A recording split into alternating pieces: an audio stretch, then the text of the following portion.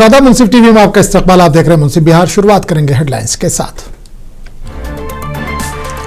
पटना में मरकजी वजीर धर्मेंद्र प्रधान ने बीजेपी लीडरों के साथ इंतखाबी हिकमत अमली पर मीटिंग की। बिहार में एनडीए की वापसी का किया दावा। मोदी नीतीश क़यादत में तरक्की को सराहा। सीपीआईएमएल लीडरों ने आरा का किया दौरा। गंगा कटाव से मुतासर इलाकों का जायजा लिया। मुतासरीन को मुआवजा देने की नीतीश हुकूमत से की अपील। किशनगंज के कूचा दामन में आरजेडी कारकुनों का इलाज। मधुमती कुशवाहा, अब्दुल बारी सिद्दीकी और दीगर ने मरकज की मोदी हुकूमत को बनाया निशाना। कटिहार के बलरामपुर में एआईएमआईएम का अवामी जलसा। असदुद्दीन अवैसी ने सीमांचल की पसमानदगी पर सवाल उठाया। बीजेपी आरएसएस पर शदीद तनकीद। और अब खबरों की तफसील। खबर पटना एयरपोर्ट से आ रही है। पटना एयरपोर्ट के करीब पुलिस ने एक मुश्तबा नौजवान को हिरासत में लिया। नौजवान की शिनाख्त शिवम शर्मा उर्फ शिवम कुमार के तौर पर हुई है, जो जिला वैशाली का रिहायशी बताया जा रहा है। पुलिस के मुताबिक नौजवान एयरपोर्ट के अतराफ मशकूक हालत में घूम रहा था। तलाशी के दौरान इसके कब्जे से भारतीय फौज का जाली शनाख्ती कार्ड और मुबैना तौर पर इंडियन मुजाहिदीन तंजीम से मुतल्लिक एक आईडी कार्ड समेत कई काबिल एतराज दस्तावेजात बरामद हुए हैं। पुलिस ने फौरी कार्रवाई करते हुए नौजवान को हिरासत में लेकर तफ्तीश शुरू कर दी है।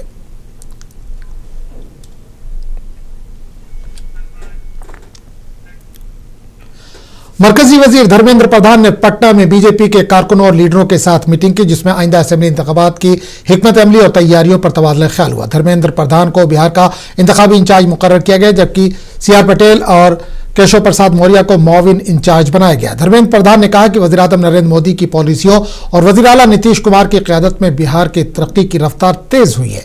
इन्होंने यकीन दिलाया कि एनडीए की हुकूमत दोबारा बिहार में कायम होगी और तरक्याती मंसूबे आगे बढ़ाए जाएंगे। इस मौके पर रविशंकर प्रसाद और दीगर भी मौजूद थे।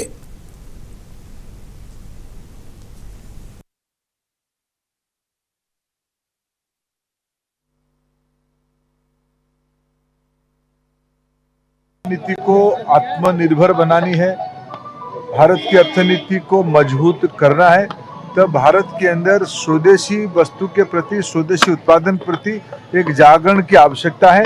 आज समाज और देश एकजुट होके हमारी स्थानीय अर्थनीति को मजबूत देने के लिए, उसको और महत्व देने के लिए इस अभियान को शुरू किया गया है। लोग काफी मात्रा में उससे जुड़ रहे हैं। पूरे के अंदर जो बिक्री करने वाले लोग, जो खरीदने वाले, दोनों के अंदर बहुत उत्साह। देश की सभी घरों में ये अभियान होने वाला है। देश भर में इस अभियान को आज समाज ने उसको उठाया है। ये एक जन आंदोलन में परिवर्तित हो रहा है। देखिए, जो नासमझ है उनको अपने समझ में छोड़ देनी। जब भी चुनाव होगा एनडीए की भारी मतों से विजय होगा। सीपीआईएमएल के leaders comrade Dipankar Bhattacharya, MP Sudama Prasad और दीगर ने आज आरा जिले का दौरा किया। आरा जिले में गंगा के कटाव से लोग बुरी तरह से मुतासिर हैं। कॉमरेड लीडरों ने आज मुकामी बाशिंदों के साथ मुलाकात करते हुए उनके मसाइल सुने। दीपांकर भट्टाचार्य ने कहा कि सड़क की तामीर के लिए जिन किसानों की अराजी छीनी गई है, हुकूमत इन्हें इमदाद फराहम करने में नाकाम हो गई है। मुतासरीन की फहरिस्त से नाम काटे जा रहे हैं। कॉमरेड लीडरों ने जमीन के बदले जमीन और मकान के बदले मकान देने की भी मांग की। साथ ही इन्होंने सेहत, तालीम और रोजगार पर जोर दिया और इन्होंने अवाम से अपील की कि वो अपने हुकूक के लिए मुत्तहिद होकर जद्दोजहद करें।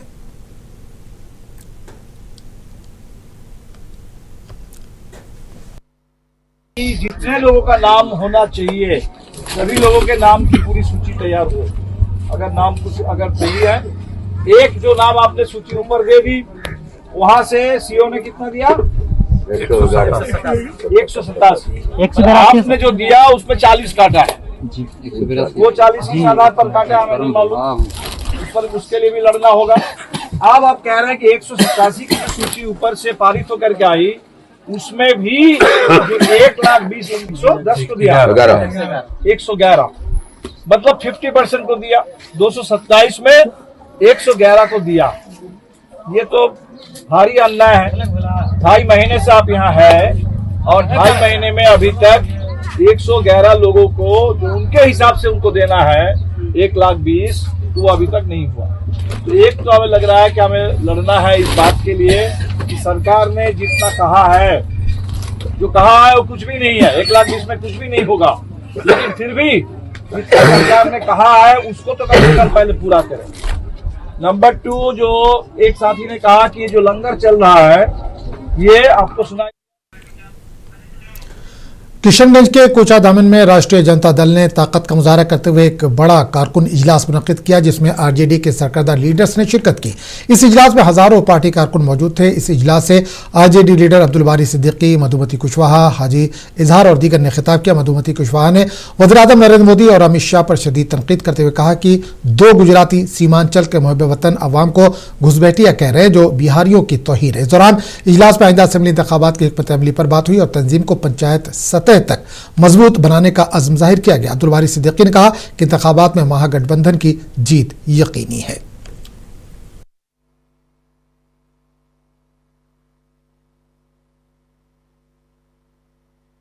वो कह रही है कि हम हारेंगे। हम तो जीतने वाली पार्टी और सरकार बनाने वाली पार्टी है, बहुमत में आएंगे, अंक बताएंगे चुनाव रिजल्ट के बाद। ठीक है भाई, उनको अख्तियार है। पर्सनली इसके बारे में मुझको कुछ नहीं जानकारी। और आपने देखा होगा कि अपनी तकरीर में किसी का नाम नहीं लिया है, ठीक है, मगर समझने वाले के लिए इशारे काफ़ी। तो वो इशारा हम किया है, वो इतने समझदार हैं कि मेरे इशारे को समझें। तो हमारे कोई भी भाई इस तरह की बात को उजागर न करे कि हम वोट लेंगे। वोट तो आपका काम करने पर मिलेगा, वोट आपका सोच पर मिलेगा। ये नहीं कि आदमी को बांट दें और वोट ले लें, उसके बाद फिर एक एक वोट तेजस्वी जी के लालटेन छाप पर देकर आदिल ने लालू प्रसाद जी का हाथ और माननीय तेजस्वी जी का हाथ को मजबूत करके इस मरतबा बिहार वाले ठान लिए हैं। जलेगा क्या, जला हुआ ही है। और जितने लोग आते हैं, आप प्रश्न करते हैं कि वो लोग आए, वो फला आया, कसका है, वो आने का काम आएगा, उसको हम लोग रोक भी नहीं सकते हैं। और रोके तो रोके क्यों? देखिए, घुसपैठ की बात जिस तरह से करते तो ये तो आज के डेट में मजाक बन के रह गया है। उनके ही सर्वे के हिसाब से कोई रोहिंग्या यहाँ है नहीं बिहार में, कोई बांग्लादेशी है नहीं बिहार में, उनका ही सर्वे है। हम लोग पूरी सर्वे कराए, उनके सर्वे के हिसाब से घुसपैठ तो वो कर रहे हैं। घुसपैठ तो एक दो गुजराती कर रहा है बिहार में। बिहार की जनता को आगे दिग्भ्रमित करना, बिहार की जनता को बेवकूफ़ बनाना। 20 साल से आपकी सरकार है, आपने एक फैक्ट्रिया नहीं दिया। बिहार का कैसे लोगों को शिक्षा मिले उसकी बात आपने नहीं की। पटना यूनिवर्सिटी के आदरणीय मुख्यमंत्री जी बात करते रहते थे पटना यूनिवर्सिटी को केंद्रीय यूनिवर्सिटी बनकर दर्जा देने। एआईएमआईएम के सदर असदुद्दीन ओवैसी ने अपने दौरे बिहार के आखिरी दिन कटिहार के बलरामपुर में जलसे आम से खिताब किया। इस दौरान इन्होंने बीजेपी और आरएसएस पर शदीद तनकीद की। बलरामपुर के बारसोई में हजारों की तादाद में लोग जमा हुए। पीडब्ल्यूडी मैदान में ये जलसा मुनक्किद हुआ। अपने खिताब के दौरान ओवैसी ने कहा कि सीमांचल को पूरी तरह से नजरअंदाज किया गया। न बिजली है, न सेहत की सहूलत है, तरक्की नहीं हो रही है, तालीम पर तवज्जो नहीं दी जा रही है। असदुद्दीन ओवैसी ने अपने खिताब के दौरान कहा कि हम बीजेपी, आरएसएस और धोखा देने वालों को हराकर आवाम को उनका हक दिलाएंगे। इस मौके पर बिहार मजलिस के सदर अख्तरुल ईमान, तर्जुमान आदिल हुसैन और दीगर लीडर भी मौजूद थे।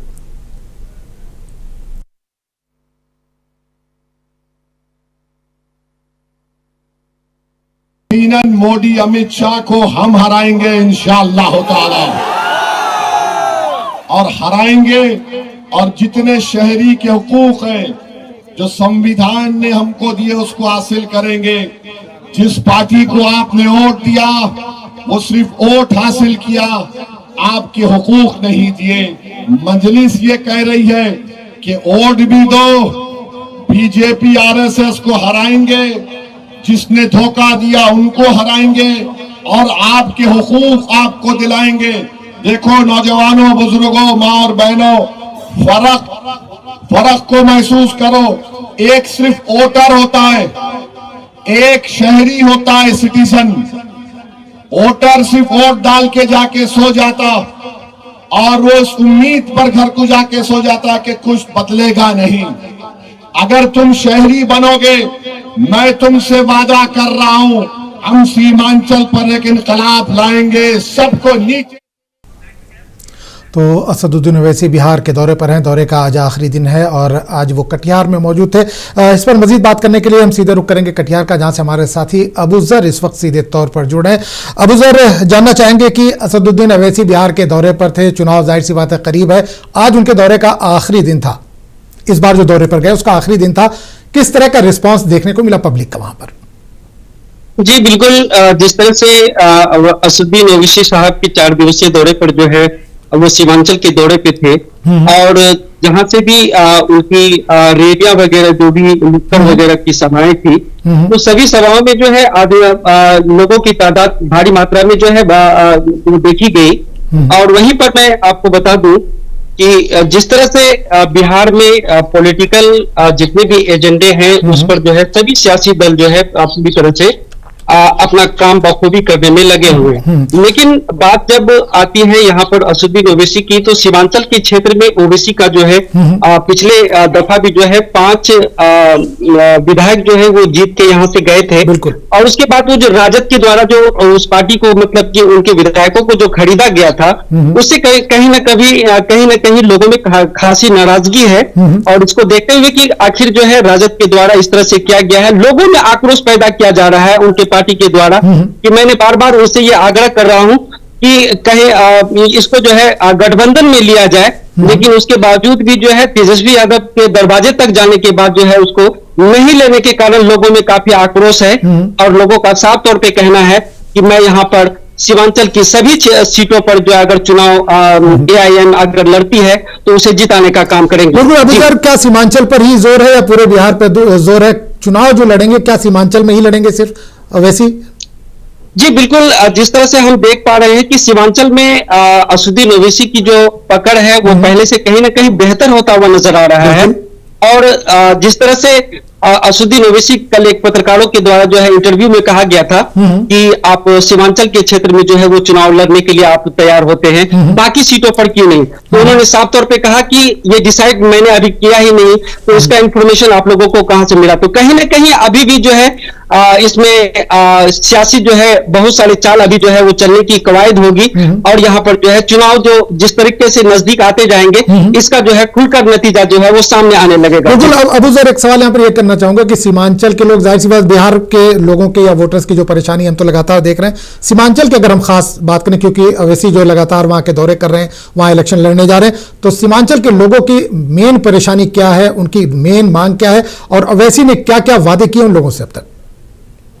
देखिए, जिस तरह से मैं सीमांचल की बात अगर करूं तो सीमांचल जो है काफी पिछड़ा इलाका माना जाता है, बिहार के सबसे पिछड़े इलाके में है। और यहाँ से बाढ़ पीड़ित जो है लोगों की बाढ़ की परेशानी जो है वो काफी बड़े तादाद में यहाँ पे होती है। बगल में नेपाल सटे हुए हैं, जो तराई इलाके में बाढ़ की ज्यादा बारिश होने के कारण बाढ़ की पानी जो है वो सीधे बिहार में जो है दाखिल होती है। लेकिन यहाँ के लोग जो है खेती पर आधारित हैं और यहाँ के लोग जो है रोजगार के कारण काफी लोग यहाँ से पलायन करते हैं, बाहर की तरफ जाते हैं, दिल्ली जाते हैं, पंजाब जाते हैं, अदर दूसरे राज्य में जो है काम करने के लिए जाते हैं। तो ये सबसे बड़ा मुद्दा होगा इस बार इस चुनाव का। और ओवैसी का साफ कहना है कि मैं अगर हमारी जो है सरकार, और खासतौर पर ओवैसी साहब का एक इशारा है कि मेरे बगैर इस बार जो है यहाँ पर कोई भी सरकार जो है नहीं बनाने जा रही है। खासतौर पर सुना जा सकता है कि इसमें जो है ओवैसी के बगैर इस बार जो है कोई भी सरकार नहीं बना। यह स्टेटमेंट जो है ओवैसी साहब का इस बार रहा है। लेकिन सीमांचल की जो मुख्य समस्याएं हैं वो इसी पर आधारित है कि यहाँ के लोग जो है पलायन कर रहे हैं बाहर की तरफ, और यहाँ पर कृषि आधारित कोई भी उद्योग ऐसा लगे। मखाना बोर्ड का यहाँ पर गठन तो किया जा रहा है सरकार के द्वारा, लेकिन क्या ये अमली जमा होगा या फिर जो है चुनावी जुमले होंगे, ये देखने वाली बात होगी। ओवैसी इस पर भी जो है प्रहार करते हुए नजर आ रहे हैं। अबू सर एक आखिरी सवाल आपसे करना चाहूंगा कि महागठबंधन के साथ गठबंधन करना चाह रहे थे ओवैसी साहब, लेकिन बात कुछ नहीं बन पा रही है। महागठबंधन की तरफ से किस तरह का रिएक्शन मिल पा रहा है? क्योंकि जो मेन वोट कटेगा वो महागठबंधन वाले जो वोट चाह रहे हैं वही वोट ज्यादा कटने के चांसेस हैं। बिल्कुल, इस तरह की जो है वो पहले भी देखी गई है। सीमांचल में जो है जितने भी मुस्लिम की तादाद ज्यादा होने के कारण, और यहाँ पर मुस्लिम के जितने मुस्लिम वोटर्स हैं, MY का समीकरण हमेशा जो है इस पर जो है RJD के द्वारा किया जाता है। उसी वोटर पे RJD भी चुनाव जो है वहां पे जीतती हुई नजर आ रही थी पहले भी, और कांग्रेस की भी जो है प्रत्याशी जब से गठबंधन में आए हैं तो कांग्रेस की प्रत्याशी भी वहां पे जीतते हुए नजर आए हैं। लेकिन इस बार का समीकरण कुछ अलग होगा, और यहाँ पर जो है चुनाव में निश्चित तौर पर जो है मुस्लिम वोटों पर जो है पूरी तरह से निशाना है, और यहाँ पर नुकसान पूरी तरह से RJD और कांग्रेस को यहाँ पर उठानी पड़ेगी। चलिए अबू सर, बहुत बहुत शुक्रिया। जाहिर सी बात है बिहार में चुनाव करीब है और आपसे ताज़ा अपडेट लेते रहेंगे। फिलहाल इस तमाम जानकारी के लिए अबू सर बहुत बहुत शुक्रिया आपका।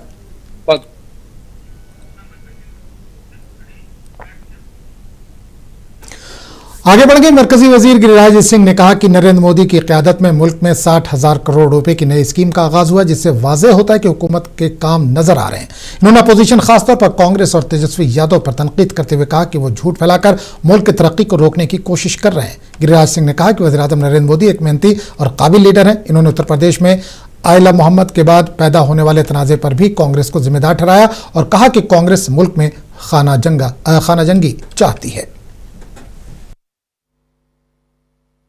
कांग्रेस गृह युद्ध करवाना चाहती है।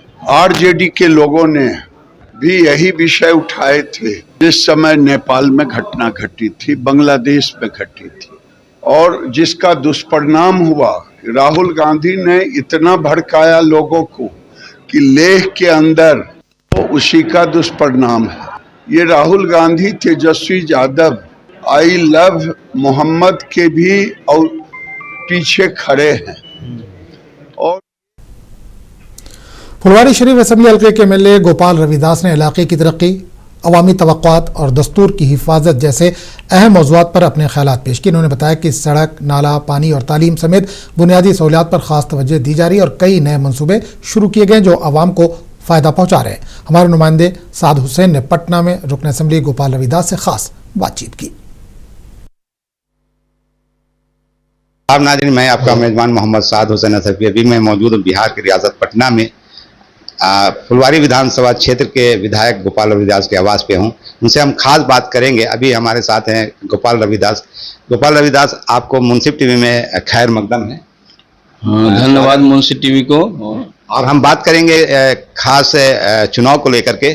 क्या क्या 5 सालों में गोपाल रविदास ने किया है, बताइए क्या क्या क्या काम किया। जनता ने हमें वोट दी और लगभग 91,000 से ज़्यादा वोट मिला। तो उस हमने अपना घोषणा पत्र भी निकाला था कि हम आपके वोट से जीतेंगे तो क्या करेंगे। तो सबसे पहली जो चीज़ परिचित मांग थी और महत्वाकांक्षी योजना भी था। फुलवाड़ी में बहुत जाम लगता था और प्रतिदिन के हिसाब से अगर कर ली तो 3 मौतें होती थी।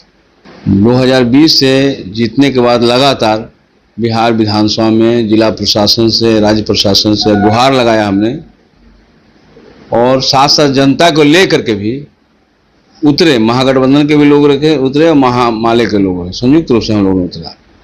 रोड जाम भी किया, जिसका परिणति हुआ कि 2025 में हमें जीत मिल गया।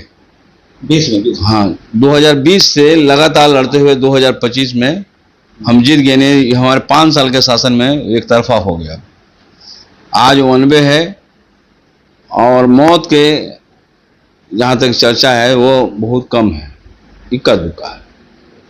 तो एक बड़ी राहत की सांस मिली है फुलवाड़ी वासियों के लिए।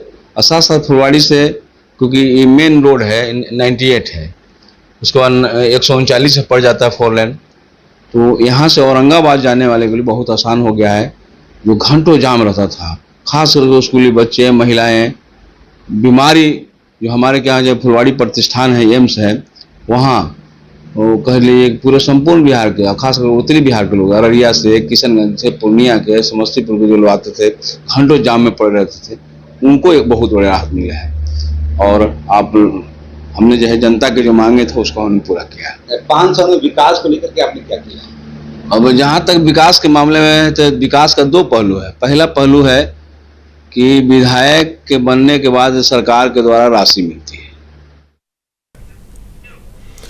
जिला परिषद नालंदा के खुसूसी मीटिंग को लेकर शदीद तनाज़ा खड़ा हो गया है। सदर तनुजा कुमारी ने 12 मेंबरान की जानिब से बुलाई गई मीटिंग को गैर कानूनी करार देते हुए इसे आमरीत और गुंडागर्दी से ताबीर किया। इन्होंने कहा कि तरक्याती मंसूबे जानबूझकर रोके जा रहे हैं, इन्हें हिरासा करने की साजिश की जा रही है। दूसरी तरफ 12 मेंबरान ने सदर पर पलटवार करते हुए कहा कि इनकी मनमानी के सबब पिछले 1.5 साल से तरक्याती मंसूबों की फाइलें इल्तवा में और अदायगी भी नहीं हो पा रही है। मेंबरान का दावा है कि अब इनके साथ 25 का वादा किया गया है जो मुकम्मल अक्सरियत है। इन्होंने जिला तरक्याती कमिश्नर डीडीसी को मंसूबों की मंजूरी देने का इख्तियार देने का मुतालबा किया। कर दिए तो उस पर भी अब मैं लेटर दी हुई हूँ जो 10-10 को है। नियम के प्रतिकूल, अनुकूल नहीं, प्रतिकूल बैठक किया गया। हमारा 10/9 को हमको लेटर मिला। हम 19/17 को लेटर इशू किए हुए हैं कि विशेष बैठक आपको 10/10 को किया जाए। उसमें निर्देशित डीडीसी को द्वारा किया गया था कि आप बैठक का तिथि निर्धारित कीजिए 72(1) के द्वारा, तो मैंने निर्धारित 10-10 को कर दिया। फिर हमको किया गया कि फिर से मैंने देखा कि नहीं, विशेष बैठक इसमें एजेंडा में डाला हुआ है, 2 ही एजेंडा के साथ मैंने 8-10 को भी दे दिया। तो उस दिन बैठक ना करके ये तो दबंगई के साथ पदाधिकारी तानाशाही और 12 सदस्यों की दबंगई के साथ और बैठक। मोतिहारी में बलुआ और ब्रिज पर तिरंगा लाइट्स लगाने का आगाज किया गया है। ये काम मेंबर पार्लियामेंट राधा मोहन सिंह के मुकामी एरिया डेवलपमेंट स्कीम के तहत शुरू किया गया। इस मौके पर एमपी और साबिक मरकजी वज़ीर ज़राअत राधा मोहन सिंह ने कहा कि पूरे शहर के बिजली के खंभों पर तिरंगा लाइट्स लगाई जाएंगी, जिससे शहर की खूबसूरती बढ़ेगी और एक नया दिलकश मंजर सामने आएगा। इस तकरीब में municipal commissioner Saurabh Suman Yadav, sub division officer सादा श्वेता भारती, नायब मेयर डॉक्टर लाल बाबू प्रसाद समेत कई मौजूद शख्सियात और आवाम की बड़ी तादाद मौजूद थी। किया है और यह काम सांसद स्थानीय विकास निधि से हो रहा है और पूरे शहर हर चौक चौराहों को, हर पुल को तिरंगा से सजाया। बिहार नेपाल सरहद पर वाक़ छातापुर असेंबली हल्के से राष्ट्रीय जनता दल के रियासती नायब सदर किसान सेल अब्दुल जलील को उम्मीदवार बनाने का मुतालबा मुस्लिम कम्युनिटी की जानिब से जोर पकड़ने लगा, चूंकि हल्के में मुस्लिम आबादी अक्सरियत में है और आरजेडी इस सीट को रिवायती तौर पर मुस्लिम कोटे में रखती आई है। इस बार अब्दुल जलील के हक में हिमायत बढ़ती जा रही। पिछले इंतखाबात में मुस्लिम उम्मीदवार कम फर्क से हारे, जबकि 2020 में गैर मुस्लिम उम्मीदवार डॉक्टर विपिन सिंह को बुरी तरह से शिकस्त का सामना करना पड़ा। मुस्लिम कम्युनिटी का कहना है कि अगर अब्दुल जलील को टिकट दिया गया तो इस बार जीत तय है। इस मामले पर हमारे नुमाइंदे जुबैर अंसारी ने मुकामी मौलाना मूसा से खास गुफ्तगू की। सुपौल जिले के छातापुर विधानसभा क्षेत्र में है और बात करने के लिए खास मेहमान है मौलाना मूसा साहब।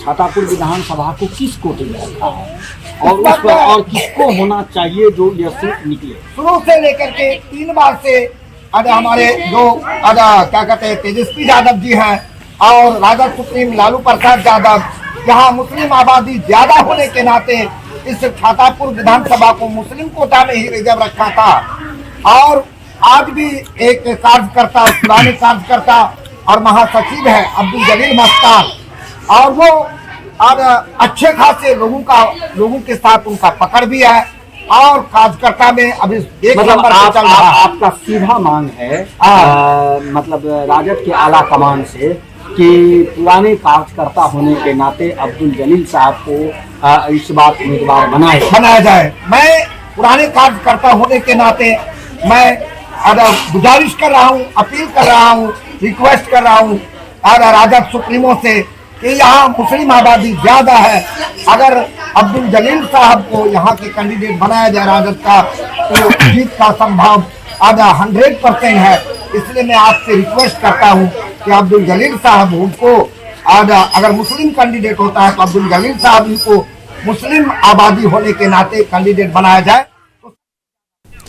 राष्ट्रीय जनता दल अक़लियती सेल के जिला सदर फतू खान, जीशान खान और मोहम्मद अख्तर और मोहम्मद असलम ने प्रेस कॉन्फ्रेंस करके इल्जाम लगाया कि कुछ मुखालिफ सियासी जमातों के अफराद आरजेडी के झंडे का गलत इस्तेमाल करके जहानाबाद और मखदूमपुर असेंबली हल्के में आरजेडी के मौजूदा रुकन असेंबली को बदनाम करने की कोशिश कर रहे हैं। इन्होंने कहा कि अक़लियती समाज को गुमराह किया जा रहा है, जबकि मौजूदा MLA सोदर यादव और सतीश दास के खिलाफ निकाले गए मुजाहरों का आरजेडी से कोई ताल्लुक नहीं है।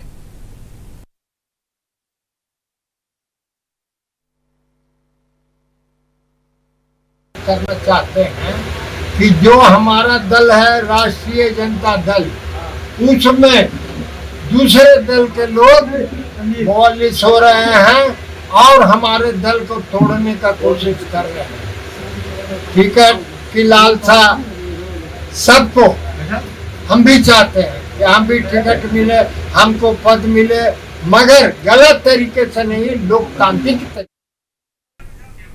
जहानाबाद में वाक़े नगर परिषद दफ्तर के ऑडिटोरियम में आज एक बार फिर तरक्याती कामों पर गुफ्तगू के बजाय सियासी हंगामा आराई छा गई।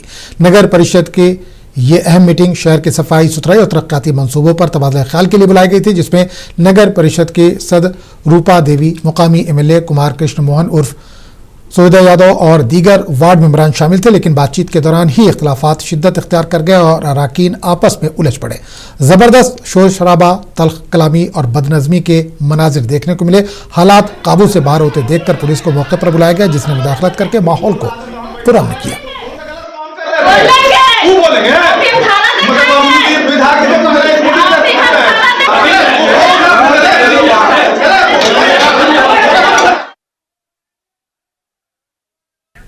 तो इस बुलेटिन में फिलहाल इतना ही। अगले बुलेटिन में आपसे फिर मुलाकात होगी। आदाब।